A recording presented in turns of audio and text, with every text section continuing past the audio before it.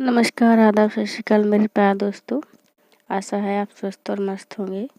दोस्तों, हमारे current affair का आज एक नेक्स्ट लेक्चर है जिसमें वीकली करंट अफेयर को 2-3 पार्ट में कवर करते हैं, क्योंकि अगर मैं एक साथ बना दूंगी तो आप वीडियो फिर आपके लिए लेंदी हो जाएगा, फिर आपको देखने में भी शायद प्रॉब्लम होगी, क्योंकि शॉर्ट वीडियो भी लोगों से देखने में दिक्कत आती है, तो लॉन्ग वीडियो शायद आपको प्रॉब्लम करे। तो मैं 2-3 पार्ट में वीकली करंट अफेयर को तैयार करती हूँ। दोस्तों, आज का लेक्चर शुरू करते हैं। सॉरी। पहला प्रश्न है, चाबार बंदरगाह किस देश में स्थित है? तो चाबार बंदरगाह के बारे में आपको बताना है कि किस देश में स्थित है। Iran, Iraq, Pakistan, Yemen. दोस्तों, मैं करंट अफेयर को पढ़ाती हूँ, उसकी पूरी सर्जरी कहती हैं, आपको बताती जाऊंगी कि कौन सा प्रश्न ज्योग्राफी का है, कौन सा हिस्ट्री का है, कैसे इसको रिलेट करना है अपने सब्जेक्ट से। क्योंकि जिस दिन आप इंटरलिंक करना सीख जाते हैं अपने सब्जेक्ट से करंट को, उस दिन आप समझ जाते हैं कि कैसे प्रश्न बन सकते हैं और कोई भी एग्जाम हो आप उसको अच्छे से निकालने में सक्षम होते हैं। तो मेरा ये प्रयास रहेगा कि मैं हर पॉइंट पर आपको बताती चलूँ कि कहाँ से कैसा प्रश्न बन सकता है। वो ज्योग्राफी का, history, economy, Madhya Pradesh GK या अन्य किसी स्टेट से रिलेटेड है, इन सब के बारे में आपसे चर्चा करती रहूँगी। तो चाबार बंदरगाह के बारे में हम पढ़ते हैं। ये ईरान में स्थित है। चाबार जो है ईरान का बंदरगाह है। यह ओमान की खाड़ी में पड़ता है। कहाँ पड़ता है? यह ओमान की खाड़ी में पड़ता है। यह ईरान का एकमात्र बंदरगाह है जिसकी हिंद महासागर तक सीधी पहुँच है। चाबार बंदरगाह में भारत जो है इसमें इन्वेस्टमेंट कर रहा है, उसको जोड़ने का काम कर रहा है, तो इसकी हिंद महासागर तक सीधी पहुँच है और यह ओमान की खाड़ी में स्थित है। ये आपका पूरा ज्योग्राफी का प्रश्न है, समझ रहे हैं? ये आपका ज्योग्राफी का प्रश्न है। ओमान की खाड़ी कहाँ पर है, किन किन के बीच में है, और ओमान से और भी कई सारे प्रश्न बन सकते हैं। ओमान से भारत का क्या निर्यात होता है, क्या आयात होता है, तो आपको इकोनॉमी का प्रश्न हो जाएगा। ठीक है।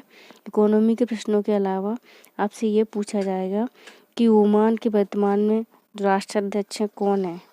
ईरान का एक बंदरगाह, तो इसमें कौन निवेश कर रहा है, भारत, पाकिस्तान वगैरह। हिंद महासागर से इसकी कैसे इंटरलिंकिंग है, ये आपसे पूछा जा सकता है। तो इसमें ज्योग्राफी, इकोनॉमी दोनों के प्रश्न आपसे पूछे जा सकते हैं। सॉरी। इसमें दो अलग अलग बंदरगाह हैं, शायद बेहेश्ती और शायद कलंतरी। जो ईरान का चाबार बंदरगाह है, इसमें दो अलग अलग बंदरगाह हैं, शायद बेहेश्ती और शायद कलंतरी। ठीक है। आई होप आपको क्लियर हुआ होगा कि यहाँ से कहाँ कौन कौन से प्रश्न बन सकते हैं। इकोनॉमी के भी प्रश्न है कि किस चीज़ को हम एक्सपोर्ट करते हैं, किस चीज़ को इम्पोर्ट करते हैं, हमारा ट्रेड और रिलेशन इनसे कैसा है, व्यापार घाटा चल रहा है, व्यापार में बढ़ाते हैं, कितना व्यापार हम 1 ईयर में इनसे कर लेते हैं। बंदरगाह ज्योग्राफिक हो गया, लोकेशन वगैरह। आप मेरा आपसे ये रिक्वेस्ट है कि आप जब भी मेरा लेक्चर देखा करें तो अपना वर्ल्ड का मैप, इंडिया का मैप आपके सामने होना चाहिए, जिससे कि जिस लोकेशन के बारे में बात हो वो उसमें देखेंगे, तभी आपका जो मैपिंग हो कंसेप्ट क्लियर होगा, जिससे कि प्रश्न बनेगा तो आप आराम से उसको कर पाएंगे। ठीक है। नेक्स्ट हम देखते हैं।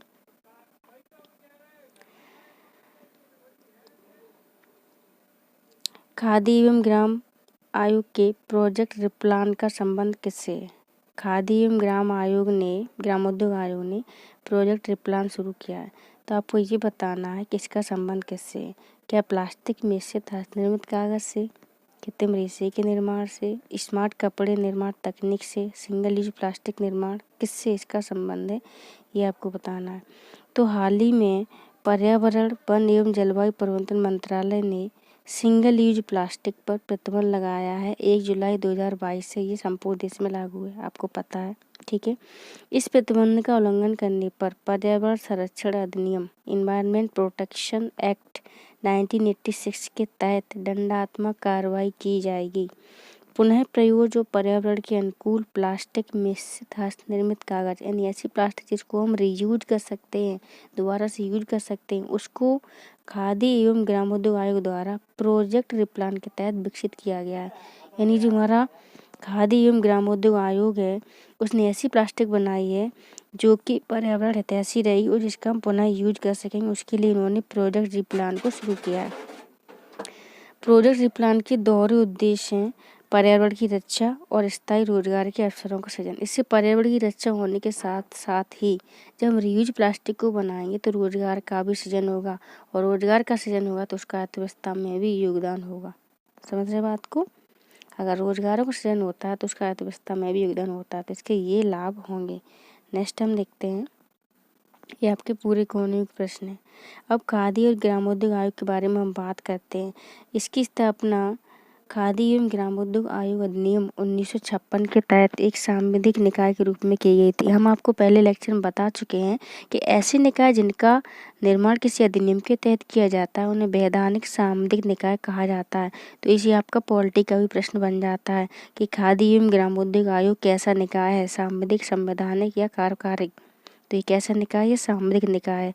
यह एमएसएमई मंत्रालय के तहत कार्य करता है। Ministry of medium micro small and medium enterprises, micro small and medium enterprises ministry जो है भारत सरकार की, उसके तहत ही कार्य करता है। इसका उद्देश्य ये है कि ग्रामीण क्षेत्रों में अन्य एजेंसियों के साथ मिलकर खादी ग्रामोद्योग आयोग की ग्रामोद्योगों की स्थापना करना, उनके विकास के लिए योजनाएं बनाना, उनका प्रचार प्रसार करना, सुविधाएं सहायता प्रदान करना, etc। ठीक है, तो ये हमने इसके बारे में विस्तार से जान लिया। नेक्स्ट हम देखते हैं, अफ्रीकी संघ का मुख्यालय कहाँ स्थित है? अफ्रीकी संघ का मुख्यालय कहाँ स्थित है? Cairo, Nairobi, Aedes अबाबा, Cape Town. अफ्रीकी संघ के बारे में हम विस्तार से देखेंगे, कब स्थापना हुई थी, क्या हुई थी, क्या लोकेशन है। दोस्तों, जब तक आप मैप को साथ में रखकर पढ़ाई नहीं करेंगे, आपकी ज्योग्राफिकल लोकेशन कंप्लीट नहीं हो सकती, कॉन्सेप्ट क्लियर नहीं हो सकते, आप एग्जाम उन प्रश्नों को हल करने में हमेशा परेशानी महसूस करेंगे। तो जब भी लेक्चर मेरा देखा करें तो अब वर्ल्ड का और इंडिया का मैप आपके सामने होना चाहिए, और जिस भी लोकेशन के बारे में बात करूं उसको आप तुरंत उसमें देखें। यही लेक्चर देखने का आपको तुरंत की तुरंत देखेंगे तो बेनिफिट होगा। आपने सोचा कि कल परसों पे छोड़ा, तो कल परसों कभी नहीं आता, और ना ही हम उसका वो कर पाते। जितना डिले करते उतना हमारे लिए ही तकलीफ दे दो होता है। ठीक है, नेक्स्ट क्या देखेंगे हम, हाल ही में क्या हुआ है, अफ्रीकी संघ ने अपनी 20वीं वर्षगांठ मनाई, इसलिए ये चर्चा में। कोई भी चीज़ चर्चा में नहीं होती है तो वो प्रश्न में नहीं पूछी जाती है, चाहे वो ज्योग्राफी की हो, हिस्ट्री की हो, इकोनॉमी की हो, अदर कोई पॉलिटी, अदर कोई सब्जेक्ट। ठीक है, अफ्रीकी संघ 55 देशों से मिलकर बना है। अफ्रीकी महाद्वीप के 55 देशों ने अफ्रीकी संघ की स्थापना की थी। अफ्रीकी संघ के मूल संगठन अफ्रीकी एकता संगठन की स्थापना 1963 में हुई थी। यानी इसका मूल जो संगठन है वो अफ्रीकी एकता संगठन है, जो 1963 में स्थापित हुआ था। 2002 में इसको अफ्रीकी संघ द्वारा प्रतिस्थापित कर दिया गया। स्थापना 1963 में हुई थी अफ्रीकी एकता संगठन नाम से। 2002 में इसका नाम हो गया अफ्रीकी संघ।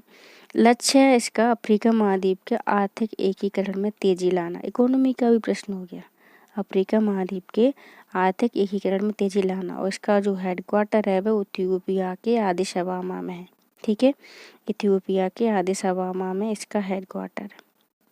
ये देखिए, इथियोपिया के आदिस अबाबा में इसका हेडक्वार्टर है। नेक्स्ट हम देखेंगे, एशिया का पहला निर्यात प्रसंस्करण क्षेत्र, एक्सपोर्ट प्रोसेसिंग जोन, कहाँ स्थापित किया गया है? कांडला, बीजिंग, कोलंबो, ढाका। तो एशिया का पहला एक्सपोर्ट प्रोसेसिंग जो क्षेत्र है वो कांडला, गुजरात में स्थापित किया गया है। ठीक है, देखिए, मानसून सत्र में भारत सरकार की योजना उद्यम और सेवा केंद्रों के विकास विधेयक को पेश करने की योजना है। मुझे छींक आ रही है क्योंकि थोड़ी सर्दी हो गई है, तो एडजस्ट कर लेना।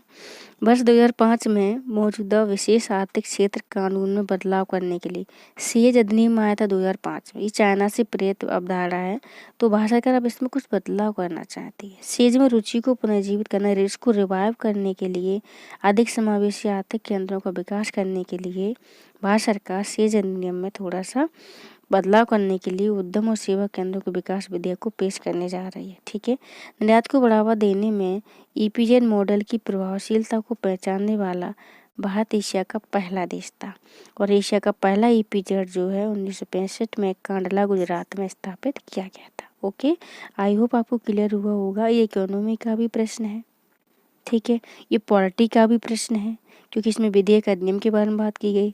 ये ज्योग्राफी का भी इसमें प्रश्न समाया था, कांडला, गुजरात की आपको लोकेशन देखनी है। तो इकोनॉमी, पॉलिटी, ज्योग्राफी तीनों प्रश्न इसी में समाये थे। अब आप पढ़ते किस दृष्टिकोण से हैं, कैसे क्वेश्चनों को उसमें बना पा रहे हैं, ये आप पर डिपेंड करता है। समझ गए बात को? यही करेंट है, यही स्टैटिक है, सब रिलेट करके पूछा जाता है। कांडला के आसपास के एरिया, समझ रहे हैं? उसकी लोकेशन गुजरात की कितने राज्यों से में मिलती है। गुजरात की अगर चर्चा हुई है तो उसके बारे में होल रूप से पढ़ना चाहिए। ये है पढ़ने का तरीका। नेक्स्ट हम देखते हैं, अब हम सेज के बारे में देख लेते हैं। सेज अधिनियम जो है 2005 में लाया गया था। सेज क्या होता है, एक देश के भीतर एक ऐसा आमतौर पर क्षेत्र बनाना जहाँ पर टैक्स कम हो, फ्री हो बिल्कुल, ताकि जो इंडस्ट्रीज होती हैं वो अच्छे से इंडस्ट्री को डेवलप कर पाएँ, लोगों को अधिक से रोजगार मिले, निर्यात बढ़े हमारा, इसका ये उद्देश्य रहता है। सेज इकाइयों को पहले 5 वर्षों के लिए निर्यात पर 100% आयकर छूट दी जाती है, यानी जो एक्सपोर्ट करेंगी वो तो 100% टैक्स फ्री रहेगा। अगले 5 वर्षों के लिए 50% आयकर छूट का इनको लाभ दिया जाता है, ताकि भारत का एक्सपोर्ट बढ़े और निर्यात बढ़े और उसकी अर्थव्यवस्था में योगदान हो। ठीक है, इन क्षेत्रों को बेहतर ढंग से प्रसारित करने के लिए सेज का दर्जा दिया जाता है, ताकि व्यापार में सुगमता को, यानी ईज ऑफ डूइंग को प्राथमिकता मिले। यह मुख्य रूप से निवेश को प्रोत्साहित करें, ताकि अधिक से अधिक इन्वेस्टमेंट हो, अधिक से अधिक एम्प्लॉयमेंट, रोजगार पैदा हो। वर्तमान में 379 सेज अधिसूचित हैं, जिनमें 265 कार्यशील हैं। अधिसूचित तो 379 हैं, 379, लेकिन उनमें से एक्टिव कौन है अभी, तो एक्टिव है 265। ओके, नेक्स्ट हम देखते हैं, हाल ही में चर्चा में रहे परम सिद्धि, परम गंगा और प्रत्युष क्या है। तो आपकी जानकारी के लिए बता दें, ये सुपर कंप्यूटर है। ठीक है, परम सिद्धि, परम गंगा और प्रत्युष क्या है, सुपर कंप्यूटर। हाल ही में जारी सुपर कंप्यूटर की रैंकिंग में शीर्ष 500 में से भारत के 3 सुपर कंप्यूटर ने ही जगह बनाई है। ठीक है, भारत का कोई भी सुपर कंप्यूटर शीर्ष 100 में जगह नहीं बना पाया है, शीर्ष 500 में जगह बनाई है। किसने, परम सिद्धि, परम गंगा और प्रत्युष, इन 3 सुपर कंप्यूटर ने जगह बनाई। इनकी आपको जो क्षमता है ना, वो आपको पता होना चाहिए। पेटाफ्लॉप परम सिद्धि की 5.27 पेटाफ्लॉप है, परम गंगा की 1.66 है। ओके, दुनिया का सबसे तेज सुपर कंप्यूटर जो अभी है वो अमेरिका का फ्रंटियर है। दुनिया का सबसे तेज सुपर कंप्यूटर कौन सा है, अमेरिका का फ्रंटियर। इससे पहले जापान का फोगोकू था, लेकिन अब जो है अमेरिका का फ्रंटियर है, 1685 पेटाफ्लॉप।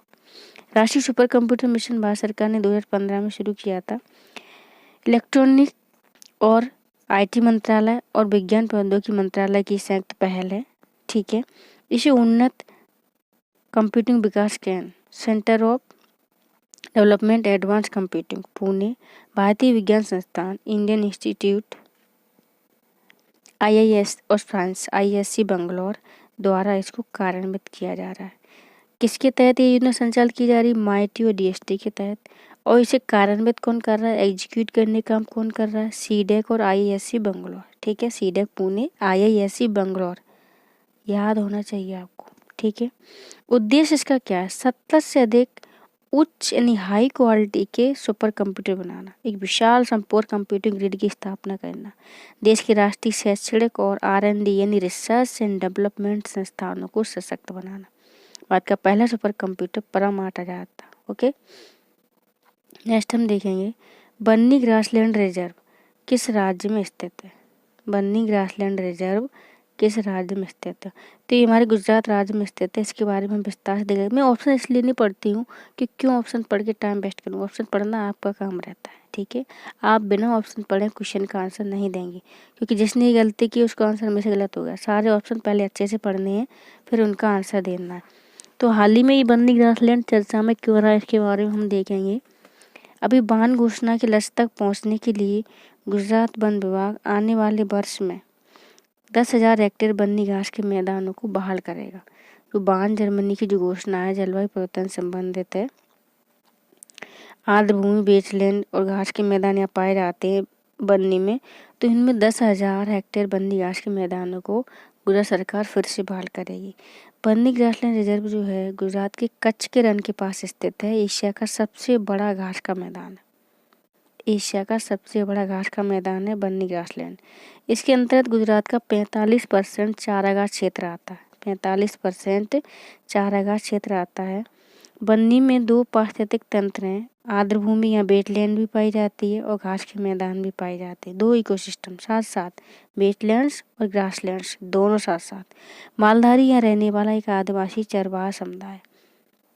ठीक है, आपसे ये भी पूछ सकते हैं कि मालधारी आदिवासी चरवाहा समुदाय कहाँ पाया जाता है। ऑप्शन होंगे गुजरात, राजस्थान, मध्य प्रदेश, नागालैंड। अगर आपने पढ़ा तो अब बता देंगे, गुजरात में पाया जाता है। ठीक है, मालधारी। बान घोषणा क्या है, हम इसके बारे में थोड़ा देख लेते हैं। बान घोषणा जो है जर्मन सरकार और IUCN international union of conservation for nature, international union for conservation of nature, ठीक है, एक वैश्विक प्रयास है। यह IUCN और जर्मन सरकार का एक वैश्विक प्रयास है। इसके तहत 2020 तक दुनिया के 150 मिलियन हेक्टेयर गैर वनीकृत एवं बंजर भूमि, यानी ऐसी भूमि जहाँ पर वन नहीं है, जो बंजर है, उपजाऊ नहीं है, और 2030 तक 350 मिलियन हेक्टेयर भूमि पर वनस्पतियाँ उगाई जाएंगी। 2020 तक उन्होंने 150 मिलियन हेक्टेयर का लक्ष्य रखा था। 2030 तक 350 मिलियन हेक्टेयर पर उन्होंने वनस्पतियाँ उगाने का लक्ष्य रखा था। 2014 में UN शिखर सम्मेलन में न्यूयॉर्क घोषणा द्वारा इसका समर्थन किया गया था। पेरिस में UNFCCC, दोस्तों कहीं कहीं डबल सी गलती से लिख देते, UNFCCC होता है, United Nations framework convention on climate change, ठीक है।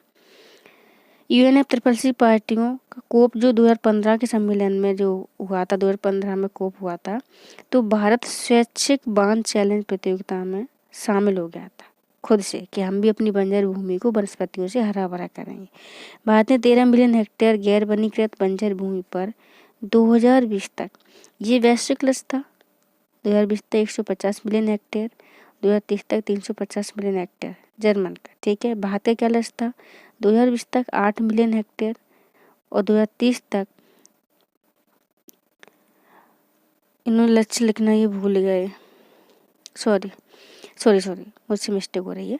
2020 तक 13 मिलियन हेक्टेयर पर वनस्पति उगाएंगे और 2030 तक 8 मिलियन हेक्टेयर, इससे ज़्यादा, यानी 13 और 8 कितने हो गए? 21 हो गए। तो 21-22 मिलियन हेक्टेयर भूमि पर ये वनस्पति उगाने के लिए प्रतिबद्ध है, कमिटेड है। आई होप क्लियर हुआ होगा। जर्मन सरकार ने, IUCN ने क्या लक्ष्य रखा था कि 2020 तक हम 150 मिलियन हेक्टेयर पर, 2030 तक 350 मिलियन हेक्टेयर पर वनस्पतियाँ उगाएंगे।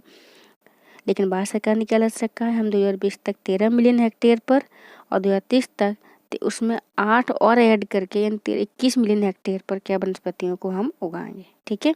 नेक्स्ट हम देखते हैं, बिस्फेनॉल निम्नलिखित में से किस प्रकार की प्लास्टिक के उत्पादन में एक संरचनात्मक मुख्य घटक है? बिस्फेनॉल किस प्रकार के प्लास्टिक के उत्पादन में संरचनात्मक मुख्य घटक है? तो बिस्फेनॉल के बारे में बताएंगे और उसमें बताएंगे किसके प्लास्टिक के उत्पादन का मुख्य घटक। ऑप्शन आप देख लीजिए, पढ़ लीजिए। बिस्फेनॉल क्या है? एक रसायन है जो सबसे सरल और सबसे प्रसिद्ध बिस्फेनॉल में से एक है। ये बिस्फेनॉल ये है, ठीक है। इसकी कई श्रेणियाँ होती हैं।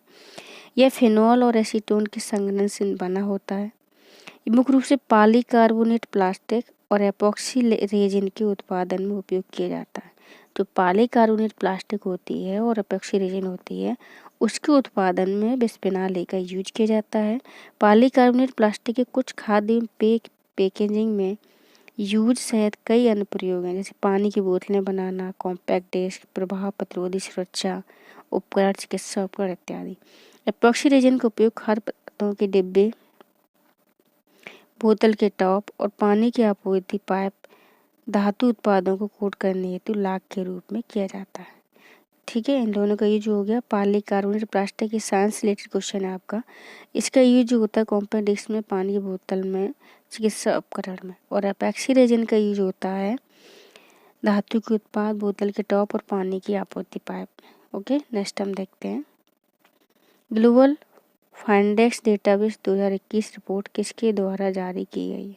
विश्व बैंक, विश्व आर्थिक मंच, अंतर्राष्ट्रीय मुद्रा कोष, अंतर्राष्ट्रीय श्रम संगठन। तो हाल ही में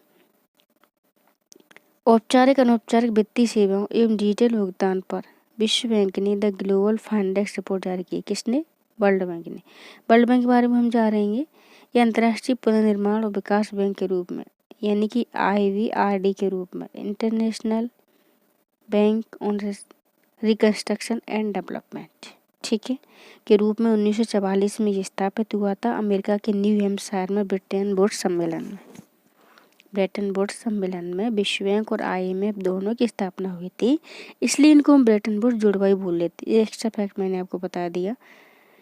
मुख्यालय अमेरिका की राजधानी वॉशिंगटन DC में है, डीसी मतलब होता है डिस्ट्रिक्ट ऑफ कोलंबिया। वर्तमान में विश्व बैंक में 189 सदस्य देश हैं। विश्व बैंक का सदस्य बनने के लिए किसी भी देश को पहले IMF का सदस्य बनना अनिवार्य होता है, इंटरनेशनल मॉनेटरी फंड, अंतर्राष्ट्रीय वित्त निगम। ठीक है, IFC सदस्य बनना अनिवार्य होता है ना। विश्व बैंक संयुक्त राष्ट्र से जुड़ी एक अहम संस्था और कई संस्थाओं का समूह है। विश्व बैंक में 5 संस्थाएं शामिल होती हैं। विश्व बैंक समूह आपसे पूछ लिया जाए कितनी संस्थाओं से मिलकर बना है? 5 से। IBRD international bank for reconstruction and development, IFC international financial corporation, IDA international development association, ICSID निवेश विवादों के निपटारे के लिए एक अंतर्राष्ट्रीय केंद्र, इंटरनेशनल सेंटर ऑफ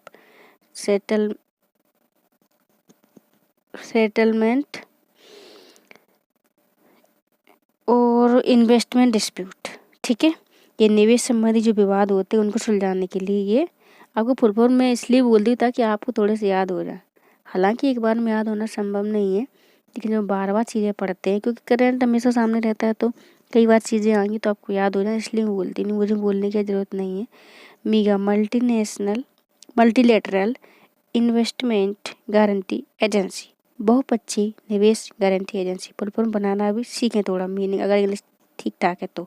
बहुपक्षीय मीन्स मल्टीलेटरल, निवेश मीन्स इन्वेस्टमेंट, गारंटी जी एजेंसी ए। ठीक है, हो गया सबके फुल फॉर्म। तो विश्व बैंक समूह 5 संस्थाओं से मिलकर बना है। नेक्स्ट हम देखेंगे वेदांत की विशिष्टा द्वैत उपशाखा के मुख्य प्रस्तावक के रूप में कौन प्रसिद्ध है? वेदांत की विशिष्टा द्वैत उपशाखा के रूप में कौन प्रसिद्ध हैं? ये आपका हिस्ट्री का प्रश्न हो गया। शंकराचार्य, वल्लभाचार्य, रामानुजाचार्य, ये वर्तमान में चर्चा में है तो यही पेपर में पूछ लिया जाएगा। समझ रहे? तो जो चर्चा में होता है वही पूछा जाएगा। तो वेदांत की हाल ही में चर्चा में ये हम बताएं आपको। केंद्रीय गृह मंत्री ने जम्मू के श्रीनगर में स्वामी रामानुजाचार्य की स्टैच्यू ऑफ पीस यानी शांति की मूर्ति यानी प्रतिमा का अनावरण किया। स्वामी रामानुजाचार्य का जन्म पेरम्बलूर तमिलनाडु में हुआ था। वो विशिष्टा द्वैत की उपशाखा के मुख्य प्रस्तावक थे। ठीक है, हुआ क्लियर? उन्होंने भक्ति आंदोलन को क्या किया था? पुनर्जीवित किया था। किसने? स्वामी रामानुजाचार्य ने। उनके उपदेशों ने अनेक भक्ति विचारधाराओं को प्रेरित किया। अन्नामाचार्य, भक्त रामदास, त्यागराज, कबीर, मीराबाई जैसे कवियों के लिए प्रेरणा माना जाता है।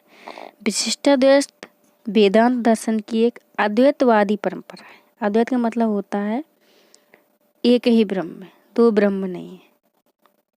एक ही ब्रह्म की अवधारणा होती है अद्वैतवादी, दूसरा कोई है ही नहीं, सिर्फ एक है। इसके अनुसार सर्वगुण संपन्न परम सत्ता अद्वैतवाद है, जिसमें मात्र ब्रह्म का अस्तित्व माना जाता है, लेकिन इसकी अभिव्यक्ति विविध रूपों में होती है। रामानुज के सबसे महत्वपूर्ण लेखन में वेदांत सूत्र पर उनकी टिप्पणी श्री भाष्य और भगवद गीता पर उनकी टिप्पणी गीता भाष्य शामिल है। आपसे प्रश्न ये भी पूछ सकते हैं कि वेदांत सूत्र पर रामानुज की कौन सी टिप्पणी लिखी गई है? तो वो श्री भाष्य लिखी गई है, और भगवद गीता पर जो टिप्पणी लिखी है वो गीता भाष्य लिखी गई है। पूछ सकते हैं गीता भाष्य की पर टिप्पणी किसने की है? भगवद गीता पर गीता भाष्य नामक टिप्पणी की है रामानुजाचार्य ने। तो हो गया आपको क्लियर। नेक्स्ट हम आगे चलते हैं। खर्ची पूजा महोत्सव किस राज्य से संबंधित है?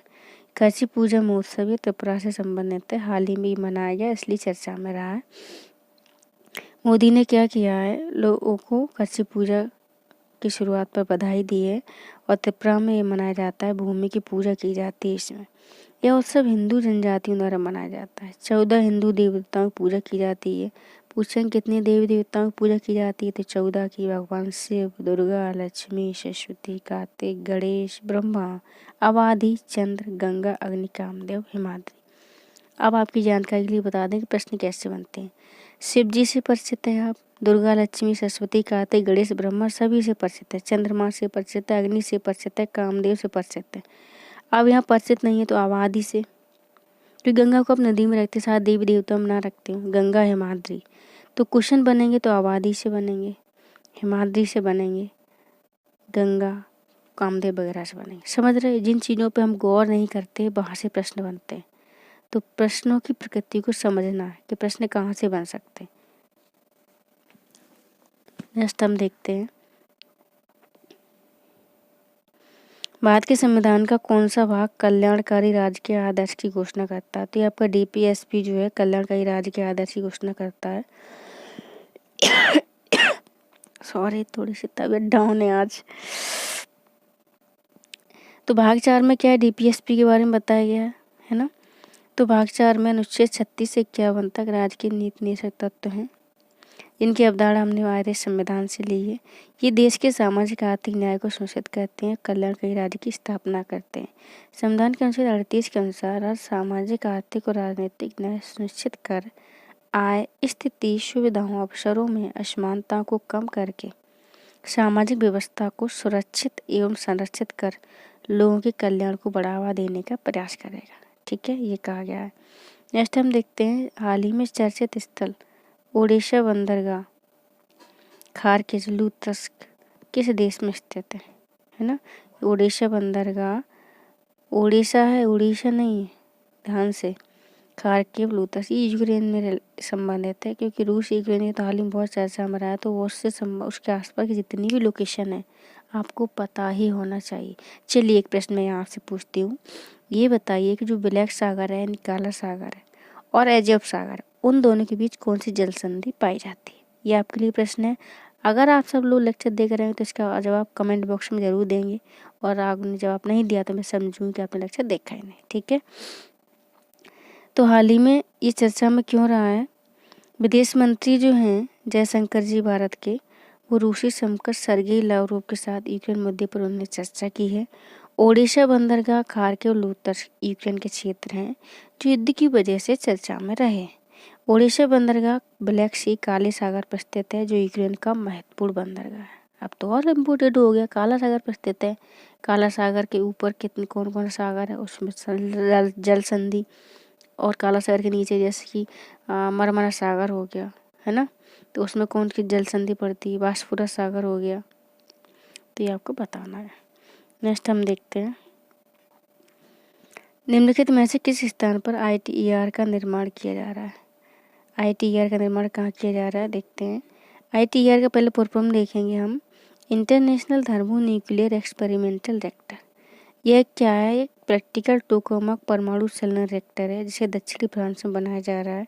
दुनिया का सबसे बड़ा चुंबकीय परिशोधन प्लाज्मा भौतिकी प्रयोग होगा। यह परियोजना 7 सदस्यों भारत भी इसमें शामिल है। मोस्ट इम्पोर्टेंट, भारत, जापान, चीन, रूस, दक्षिण कोरिया, सारे देश इसमें एशिया के, अमेरिका को छोड़कर। ठीक है, भारत, जापान, चीन, रूस, दक्षिण कोरिया, संयुक्त राज्य अमेरिका और एक संघ है, वो है यूरोपीय संघ। ये मिलकर ITER को संचालित कर रहा है। ठीक है, दुनिया का सबसे बड़ा चुंबकीय परिशोधन प्लाज्मा भौतिकी प्रयोग है। ITER का लक्ष्य क्या है, ITER का लक्ष्य है संलयन ऊर्जा का शांतिपूर्ण उपयोग के लिए विज्ञान प्रौद्योगिकी व्यवहार्यता में सहायता करना। ठीक है, ITER विश्व का सबसे बड़ा टोकामाक होगा, जो संलयन ऊर्जा को कंट्रोल करने के लिए तैयार की गई एक प्रायोगिक मशीन है। दोस्तों, जब हम देखा जाता है कि जो विखंडन ऊर्जा है उसको तो हम कंट्रोल कर लेते हैं, लेकिन संलयन ऊर्जा को कंट्रोल करना बहुत कठिन होता है, तो उसी के लिए ITER प्रयोगशाला रिएक्टर बनाया जा रहा है। ओके, तो नाभिक की संलयन के बारे में हम देखेंगे। जब दो हल्के नाभिक, संलयन में होता है मिलना, जुड़ना, जब दो हल्के नाभिक मिलकर एक भारी नाभिक बनाते हैं तो उसे हम संलयन कहते हैं। संलयन द्वारा बनाया गया नाभिक पहले नाभिक की तुलना में भारी होता है और बड़ी मात्रा में ऊर्जा निर्मुक्त होती है। संलयन अपक्रिया हाइड्रोजन के 2 समस्थानिकों के बाद होने वाली अपक्रिया है। सूर्य जो ऊर्जा का स्रोत है उसके अंदर यही कारण है कि उसमें हाइड्रोजन का संलयन होता है। ठीक है, संलयन ही कारण है सूर्य की ऊर्जा का। नेक्स्ट हम देखते हैं स्कूल शिक्षा गुणवत्ता सूचकांक किसके द्वारा जारी किया जाता है। स्कूल एजुकेशन क्वालिटी इंडेक्स किसके द्वारा जारी किया जाता है, तो देखते हैं कौन जारी करता है इसको। हाल ही में विशेष नामांकन अभियान चलाया गया है, मीन्स स्कूल में ज़्यादा से ज़्यादा एडमिशन हो। आओ स्कूल चलें के तहत कश्मीरी स्कूलों में नामांकन में 19.02% की वृद्धि देखी गई है। तो आओ स्कूल चले अभियान क्या है, नामांकन बढ़ाने के लिए है। और नीति आयोग की स्कूल एजुकेशन क्वालिटी इंडेक्स कौन जारी करता है, नीति आयोग 2019 की रिपोर्ट के अनुसार जम्मू कश्मीर के सरकारी स्कूलों में जो प्राइमरी और मीडियम दोनों स्तरों पर शुद्ध नामांकन अनुपात सबसे कम पाया गया था। नीति आयोग की जो 2019 में स्कूल एजुकेशन क्वालिटी इंडेक्स आया था, उसमें ये पाया गया कि जम्मू कश्मीर के जितने भी सरकारी स्कूल हैं उनमें प्राइमरी लेवल पर और मीडियम लेवल पर शुद्ध नामांकन बहुत कम है। ठीक है, यानी सबसे कम है देश में। नेक्स्ट हम देखते हैं स्कूल शिक्षा गुणवत्ता सूचकांक के बारे में। इसको नीति आयोग द्वारा स्कूली शिक्षा क्षेत्र में जितने भी स्टेट हैं और केंद्र शासित प्रदेश हैं उनकी प्रदर्शन का मूल्यांकन करने के लिए विकसित किया गया है। शिक्षा मंत्रालय, विश्व बैंक और क्षेत्र के विशेषज्ञों जैसे प्रमुख हितधारकों सहित एक सहयोगी प्रक्रिया के जरिए विकसित किया गया है। 30 महत्वपूर्ण संकेतक होते हैं इनमें, जो गुणवत्तापूर्ण शिक्षा के वितरण का क्या करते हैं, आकलन करते हैं। नेक्स्ट हमारा प्रश्न है, किसका संबंध ओजोन क्षरण के समाधान से है? बताइए आप, अगर आपने एनवायरनमेंट पढ़ा है तो मॉन्ट्रियल, रामसर, क्योटो, बार्न सम्मेलन। किसका संबंध है? तो मॉन्ट्रियल का संबंध है। रामसर वेटलैंड से संबंधित है, क्योटो प्रोटोकॉल क्लाइमेट चेंज से संबंधित है, बार्न सम्मेलन जो डिजर्ट बंजर भूमि होती है उसके विकास से संबंधित है। तो किसका संबंध है यहाँ? मॉन्ट्रियल प्रोटोकॉल का। ठीक है, नेक्स्ट हम इसी के आगे देखते हैं विस्तार से। हाल ही में उष्णकटिबंधीय क्षेत्र में विशाल ओजोन छिद्र खोजा गया है, इसलिए चर्चा में है। उष्णकटिबंधीय क्षेत्र में एक विशाल ओजोन छिद्र खोजा गया है। पृथ्वी के समताप मंडल में ओजोन गैस की परत पाई जाती है जो धरती के वातावरण को चारों ओर से घेरे रहे हुए है। इसकी वजह से सूर्य की जो अल्ट्रा वायलेट रे होती हैं, पराबैंगनी किरणें होती हैं, वो धरती तक नहीं आ पाती हैं। ओजोन भी दो प्रकार की होती है, अच्छी ओजोन और बुरी ओजोन। ठीक है, जो ऊपर पाई जाती है वो अच्छी ओजोन होती है, जो थोड़े से कम ऊंचाई पर पाई जाती है वो बुरी ओजोन होती है। अच्छी ओजोन हमें अल्ट्रावायलेट रेस से बचाती है। ओजोन क्षेत्र के बारे में हम पढ़ेंगे। जब किसी क्षेत्र में ओजोन को होने वाला नुकसान सामान्य वातावरण की तुलना में 25% अधिक हो जाता है तो ओजोन छिद्र कहा जाता है। वैज्ञानिकों के अनुसार अंटार्कटिका में दिखने वाला ओजोन छिद्र हर साल बसंत ऋतु में बनता है। यहाँ ट्रॉपिक्स में यह छिद्र पूरे साल नजर आता है। ओजोन छिद्र के लिए क्लोरोफ्लोरोकार्बन गैस मुख्य रूप से उत्तरदायी है। इसके अलावा हैलोजन हो गया, मिथाइल क्लोरोफॉर्म, कार्बन टेट्राक्लोराइड रासायनिक पदार्थ भी ओजोन को नष्ट करने में महत्वपूर्ण भूमिका निभाते हैं। समाधान के लिए क्या क्या प्रयास किए गए? सबसे पहला प्रयास था वियना सम्मेलन 1985, जो विश्व स्तरीय सम्मेलन हुआ था। फिर मॉन्ट्रियल प्रोटोकॉल आता है 1987 में। ठीक है, इसमें क्या है, 97 देशों ने हस्ताक्षर किए थे। 1989 में लागू हो गया था। अगला जो समझौता हुआ वो 2016 में हुआ, किगाली समझौता। कौन सा है? किगाली। ये भी ओजोन से संबंधित है। तो वियना सम्मेलन, मॉन्ट्रियल प्रोटोकॉल और किगाली समझौता। किगाली हुआ था 2016 में, वियना 1985, मॉन्ट्रियल 1987, किगाली समझौता हुआ था आपका 2016 में। ये तीनों ही ओजोन से रिलेटेड है। ओके, क्लियर हुआ आपको? ये पर्यावरण के प्रश्न हैं, आपसे पूछे जा सकते हैं। नेक्स्ट हम देखते हैं इंडियन इंस्टीट्यूट ऑफ साइंस के शोधकर्ताओं द्वारा AISC बेंगलुरु में स्थित है विकसित आर्यभट्ट वन क्या है? तो आर्यभट्ट वन के बारे में हम देखते हैं। हाल ही में Indian institute of science Bengaluru के शोधकर्ताओं ने आर्यभट्ट वन नामक एनालॉग चिपसेट बनाई है। ये चिपसेट है, एक एनालॉग चिपसेट। ठीक है, आर्यभट्ट के फुल फॉर्म पता होना चाहिए आपको। एनालॉग रिकन्फिगरेबल टेक्नोलॉजी एंड व्यास scalable hardware for AI task. ठीक है, चिपसेट पर आधारित आर्टिफिशियल इंटेलिजेंस एप्लीकेशन तेजी से काम कर सकते हैं। किसने बनाया? IISc बेंगलुरु बनाया है। विभिन्न इलेक्ट्रॉनिक गैजेट में उपयोग की जाने वाले डिजिटल प्रोसेसर की तुलना में कम बिजली का यह यूज करेगा।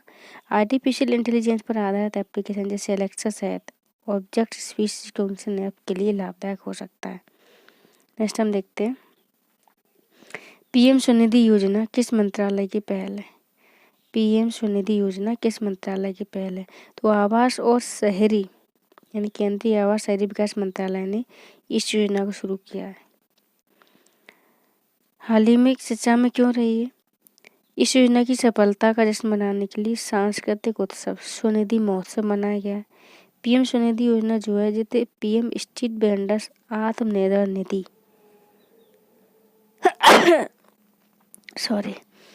PM street vendors Atmanirbhar Nidhi, PM Svanidhi केंद्रीय आवास एवं शहरी विकास मंत्रालय की योजना है।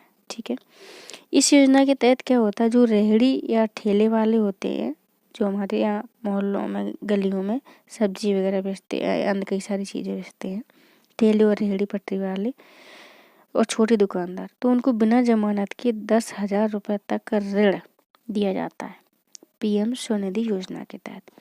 यदि लाभार्थी लिए गए ऋण का भुगतान समय पर करते हैं तो उन्हें 7% वार्षिक की ब्याज सब्सिडी भी दी जाती है। इस योजना को चुकाने के लिए 1 वर्ष का समय दिया जाता है। पूंजी जो ली जाती है 10,000 की 1 वर्ष में आप चुका सकते हैं। विक्रेता इस अवधि के दौरान मासिक किस्तों के माध्यम से भी अपना ऋण दे सकते हैं। अगर आप एक साथ नहीं दे सकते तो किस्त के हिसाब से भी दे सकते हैं।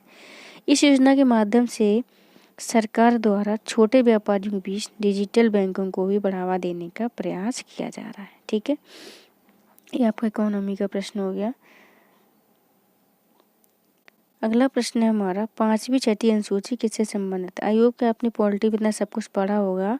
5वीं छठी अनुसूची जो अनुसूचित जनजातियों के हितों की रक्षा से संबंधित है। विस्तार से देख लेते हैं। हाल ही में क्या हुआ है, संविधान की 5वीं छठी अनुसूची में अनुसूचित जनजातियों के हितों की रक्षा से संबंधित प्रावधान सबको पता है। भारतीय संविधान की 5वीं अनुसूची के अनुसार राष्ट्रपति अपने आदेश से जनजातीय बहुल क्षेत्रों में अनुसूचित क्षेत्र घोषित कर सकता है। ठीक है, वर्तमान में 5वीं अनुसूची 10 राज्यों के आदिवासी इलाकों में लागू है। आपसे ये भी पूछ लें कि 5वीं अनुसूची कितने राज्यों में लागू है, तो ये 10 राज्यों में लागू है। 5वीं अनुसूची के तहत क्या होता है, जनजाति सलाहकार परिषद की सिफारिशों पर राज्यपाल फैसले लेते हैं। इस तरह से जल जंगल जमीन पर जनजातियों का अधिकार सुनिश्चित करने के लिए पेशा कानून भी लाया गया। पेशा कानून किस अधिनियम के तहत लाया, किस अनुसूची के तहत? 5वीं अनुसूची के तहत 1996 में लाया गया था ये पेशा कानून, भूरिया समिति की सिफारिश पर। ठीक है, पेशा का प्रबंध होता है प्रोविजन ऑफ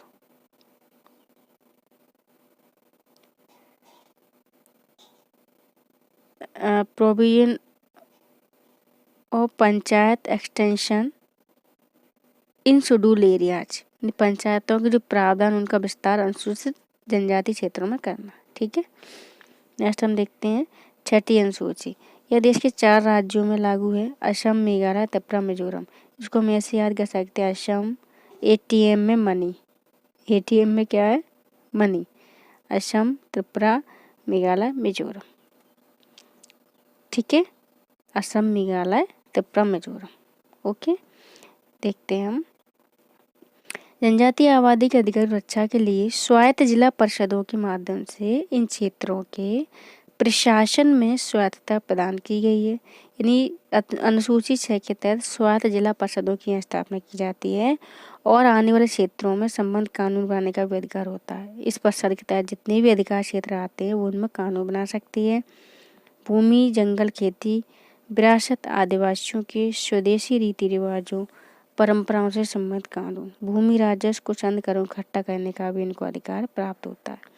अन्य पिछड़ा वर्ग आयोग उप वर्गीकरण की जांच से कौन सा आयोग संबंधित है? तो गाडगिल समिति पश्चिमी घाट से संबंधित है। कस्तूररंगन आयोग नई शिक्षा नीति संबंधित है। जी रोहिणी आयोग ये ओबीसी के उप वर्गीकरण से संबंधित है। कालेलकर आयोग भी ओबीसी से ही संबंधित है, लेकिन उप वर्गीकरण से जी रोहिणी आयोग। ठीक है, तो हम देखते हैं हाल ही में क्या हुआ है, केंद्रीय मंत्रिमंडल ने न्यायमूर्ति रोहिणी आयोग को ओबीसी के उप वर्गीकरण की जांच करने के लिए कार्यकाल का विस्तार किया है। ओबीसी में भी कई उप वर्गीकरण होते, कई जाति होती, तो उनका वर्गीकरण किया जाएगा, कौन किस लेवल पर समृद्ध है, नहीं है। ठीक है, 2015 में क्या हुआ था, राष्ट्रीय पिछड़ा वर्ग आयोग ने सिफारिश की थी कि ओबीसी को अत्यंत पिछड़े वर्गों और अधिक पिछड़े वर्गों और पिछड़े वर्गों में बांटा जाना चाहिए।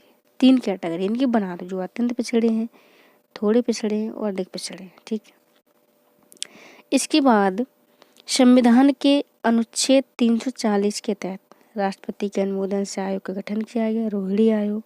2021 में आयोग ने ओबीसी को 4 उप श्रेणियों में विभाजित करने तथा 27% आरक्षण को क्रमशः 2, 6, 9 और 10% में विभाजित करने का प्रस्ताव दिया।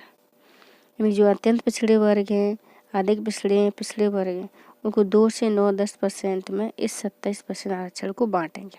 ठीक है, नेक्स्ट हम देखते हैं कौन यूनेस्को की अमूर्त सांस्कृतिक विरासत सूची का भाग है। ऐसी इंटेंजिबल थिंग्स आर्ट को यूनेस्को की अमूर्त सांस्कृतिक विरासत में शामिल किया जाता है, तो उसके अंतर्गत कौन सा इसमें शामिल है, उसने ये पूछा है।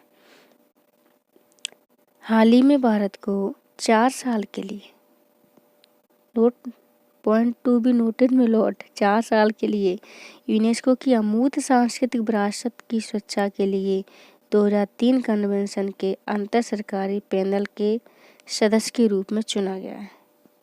ठीक है। भारत में यूनेस्को द्वारा मान्यता प्राप्त 38 मूर्त विरासत धरोहर स्थल हैं और 13 अमूर्त इन्हें छुआ नहीं जा सकता। जैसे कोई आर्ट हो गई, किसी की कला हो गई। मान लीजिए आप किसी चीज़ को बनाने में सिद्धहस्त है, लेकिन वो आपके अंदर ही कला है ना, उसको कुछ छू नहीं सकता। कुछ चीज़ें इंटेंजिबल होती हैं, उन्हें ही अमूर्त बोला जाता है। ठीक है। यूनेस्को द्वारा मान्यता प्राप्त अमूर्त सांस्कृतिक विरासतों की सूची में वैदिक जप की परंपरा है, रामलीला, कुटियाट्टम, रामवन, गढ़वाल हिमालय के धार्मिक त्योहार, मुदेट्टू केरल का नृत्य नाटक, कालबेलिया, छऊ नृत्य, लद्दाख का बौद्ध जप, मणिपुर का संकीर्तन, पंजाब की ठटेरा द्वारा बनाए जाने वाले पीतल, योग, नवरोज और कुंभ मेला। जी अमूर्त विरासत है, 13 है। ठीक है। गरबा गुजरात का लोक नृत्य है, यह अमूर्त विरासत का भाग नहीं है। ओके। हम छऊ नृत्य के बारे में देख लेते हैं। छऊ नृत्य क्या है? एक मुखौटा नृत्य है, मुखौटा पहनकर किया जाता है। उड़ीसा, झारखंड, पश्चिम बंगाल में आदिवासियों का मार्शल डांस है ये। छऊ अपनी ताकत और जीवटता के लिए जाना जाता है। इसमें 3 उप प्रकार है, पुरुलिया छऊ, मयूरभंज छऊ और शेरी केला छऊ। ठीक है। कालबेलिया नृत्य के बारे में हम जान लेते हैं। यह राजस्थान की कालबेलिया जनजाति की पारंपरिक शैली की अभिव्यक्ति है। कालबेलिया जनजाति राजस्थान की है और केवल महिलाओं द्वारा किया जाता है। पॉइंट टू बी नोटेड, केवल महिलाओं द्वारा किया जाता है। पुरुष वाद्य यंत्र बजाते हैं और संगीत प्रदान करते हैं, नृत्य केवल महिलाएं करती हैं। ओके। नेक्स्ट हम देखेंगे बहिष्कृत हितधारणी सभा का गठन किसके द्वारा किया गया था? तो बहिष्कृत हितधारणी सभा का गठन बाबा साहब अम्बेडकर द्वारा किया गया था। ठीक है। हाल ही में चर्चा में क्यों? क्योंकि अम्बेडकर जी से जुड़े 2 स्थानों को राष्ट्रीय महत्व का स्मारक घोषित करने की सिफारिश की गई है राष्ट्रीय स्मारक प्राधिकरण द्वारा। अम्बेडकर जी का जन्म, भारतीय संविधान के जनक हैं ये, 14 अप्रैल 1891 को मध्य प्रदेश के हिंदू महार जाति में हुआ था, महू, इंदौर में। ठीक है।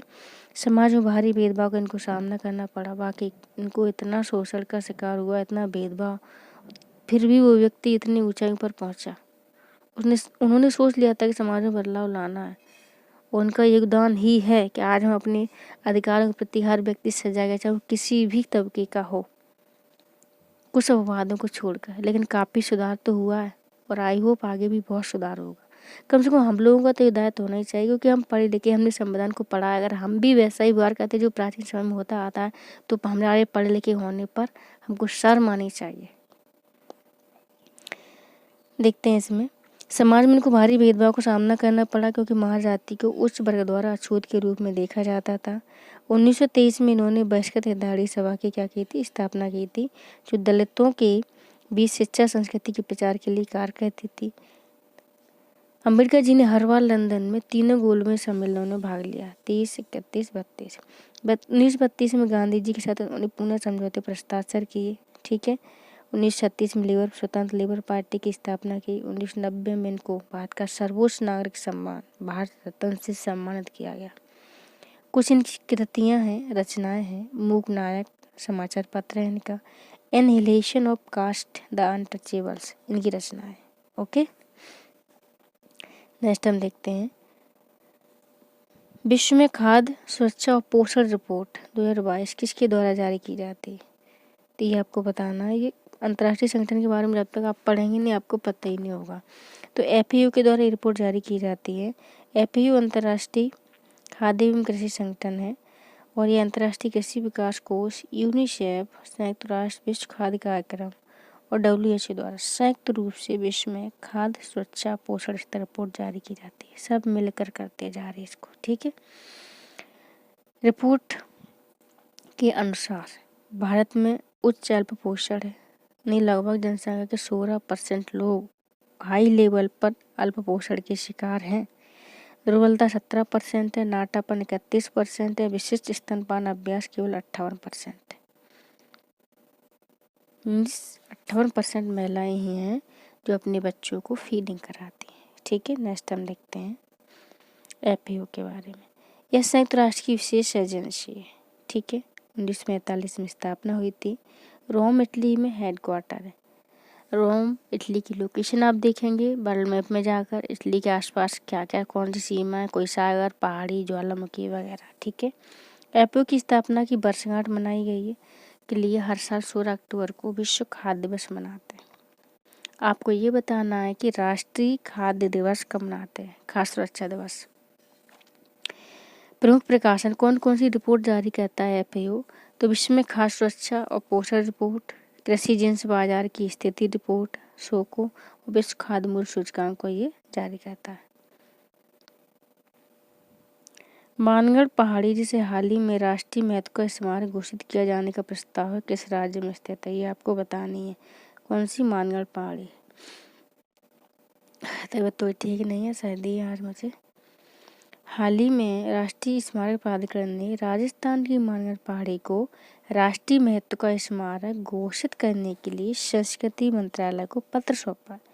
मानगढ़ पहाड़ी राजस्थान के बांसवाड़ा जिले में स्थित है। राजस्थान गुजरात की सीमा पर अरावली पहाड़ियों में। कहाँ है? मानगढ़ पहाड़ी राजस्थान गुजरात की सीमा पर अरावली पहाड़ियों में बांसवाड़ा जिले में स्थित है। आदिवासी विद्रोह स्थल है जहाँ 1500 से अधिक भील आदिवासी स्वतंत्रता सेनानियों का नरसंहार हुआ था। इस स्थान को आदिवासी जलियांवाला बाग के नाम से जाना जाता है। मानगढ़ पहाड़ी बांसवाड़ा राजस्थान को इसको राष्ट्रीय स्मारक घोषित करने के लिए राष्ट्रीय स्मारक प्राधिकरण ने संशोधित की है।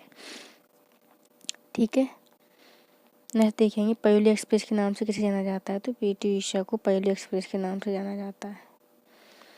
PT उषा हाल ही में चर्चा में क्यों रही है? उन्हें राज्यसभा में मनोनीत किया गया है। ठीक है, उनका पूरा नाम है पिलाबुलु कंडी थेका पराम्बिल उषा। PT उषा जन्म केरल के कोझिकोड में हुआ था। भारतीय ट्रैक और फील्ड की रानी कहा जाता है उनको। संगीतकार इलैयाराजा, वीरेंद्र हेगड़े और B विजेंद्र प्रसाद को भी राज्यसभा में मनोनीत किया गया। इन 4 लोगों को, PT उषा, संगीतकार इलैयाराजा, वीरेंद्र हेगड़े, B विजेंद्र प्रसाद को भी अभी राज्यसभा में क्या किया गया है? मनोनीत किया गया। आपको बता दें कि राज्यसभा में राष्ट्रपति महोदय को 12 लोगों को मनोनीत करने की अधिकारता प्राप्त है। अब आपको बताना है कि किस अनुच्छेद के तहत वो मनोनयन करते हैं। ठीक है, नेक्स्ट हम देखते हैं रथ यात्रा उत्सव संबंधित है। तो रथ यात्रा उड़ीसा का पर्व है और तीनों भगवान जो होते हैं, भगवान कृष्ण, देवी सुभद्रा, भगवान बलभद्र, तीनों की झांकियां निकाली जाती हैं इसमें। हाल ही में पुरी जगन्नाथ रथ यात्रा संपन्न हुई है, शुरू हुई है।